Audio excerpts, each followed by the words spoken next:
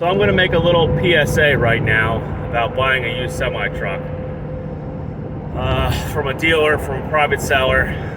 But little things can cost you a lot of money. Little things can cost you a lot of money. Luckily, so far, every little thing I've had happen, it's been either here in the yard that I'm parked at, or it's been close enough to where I could limp it home or didn't have any problems until I could get home and fix it. So, that being said, I bought the truck. They put new batteries in. They look new. They're February of 2021. All right. So, they put the batteries in the battery box, and I went on my merry way. Well, it's been about 2-3 months, give or take, about 20,000 miles I've put on the truck so far. And the first problem I noticed is between that time, I was having, the truck was randomly kind of shut off, weird stuff. So I was like, man, what the hell's going on? So I went and checked it out and noticed the battery terminal's loose. I didn't think nothing of it. The batteries looked like they were in the right spot. It was in the middle of the night on the side of the road out in Illinois. So what I did then was I tightened the bolts up and went on my merry way. Well, just the other day, I noticed that a lot of white stuff on the back of my tank. And I was trying to figure out what it was. I was like, man, that looks like it's like if you take like acid wash and wash like a flatbed or something with it. Well, I looked, pulled my battery box apart. There's a hole in the battery. There's a bolt on the bottom of the battery box going on the one side. Well, the batteries were sliding back and forth, and it put a hole in one of the new batteries and drained one of the cells out. So I'm looking and I'm like, damn, there's no hold downs. The hold down is some giant bracket, and they took the bracket and went, tossed that shit in the trash. It's probably too hard to put back the fuck on or some shit. Or they put it on and were like, put the batteries in, bolted them up, and we're like, oh man, I didn't put the bracket on. Chuck.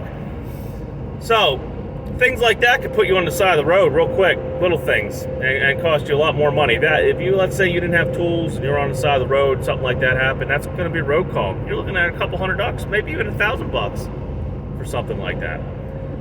So, my suggestion, if you look at any used truck, check the smallest, minute little thing.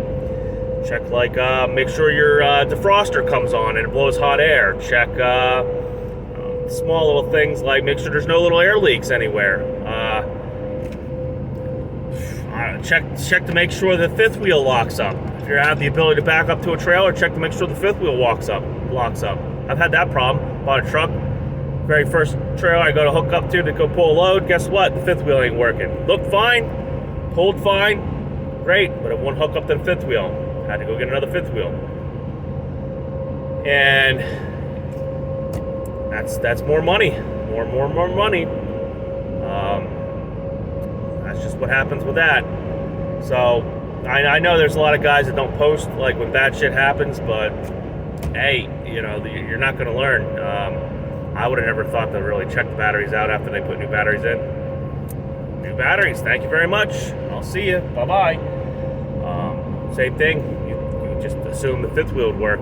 You buy it from a used truck dealership, you'd assume the fifth wheel would work. Stuff like that.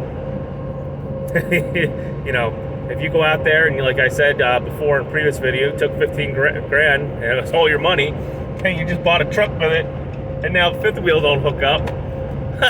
Hope you have a credit card or some family members or somebody can lend you some money, because that's going to be like, I don't know, even for a used one, if you have somebody do it, I think it cost me like $600-700. They like raped the shit out of me for it.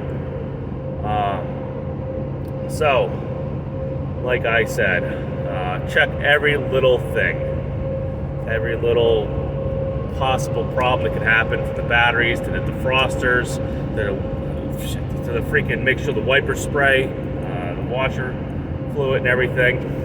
Every little thing, because even if you don't check it, little things like the washer fluid not spraying, I can get away with it. Yeah, until winter comes, or until DOT pulls you over right after you sign on to somebody, and you come up on the weigh station, they pull you in.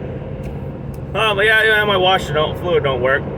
And something little, but yeah, there's dickhead DOT officers that would write you up for that. They'll write you up for empty washer fluid bottles, for God's sakes. In the summertime, they don't care. So that's my little PSA. I'll probably make some other videos here. I'm going to be back on the road here again.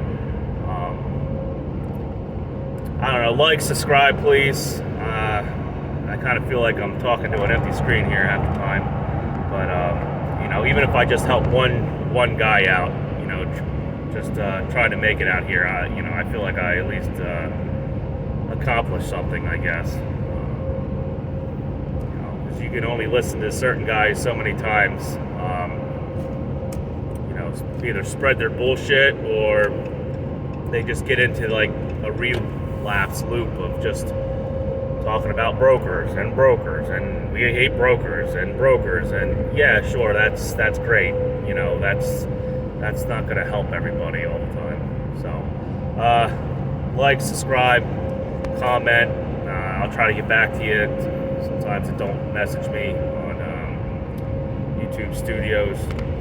So, you know, stay safe out there. Try to find fuel. Make sure you fill up too. There's been a lot of fuel shortages I've been hearing about through like the Midwest and into Western Pennsylvania and stuff. So, you know, just keep an eye on that. Nothing like running out of fuel. All right, till next time. See ya.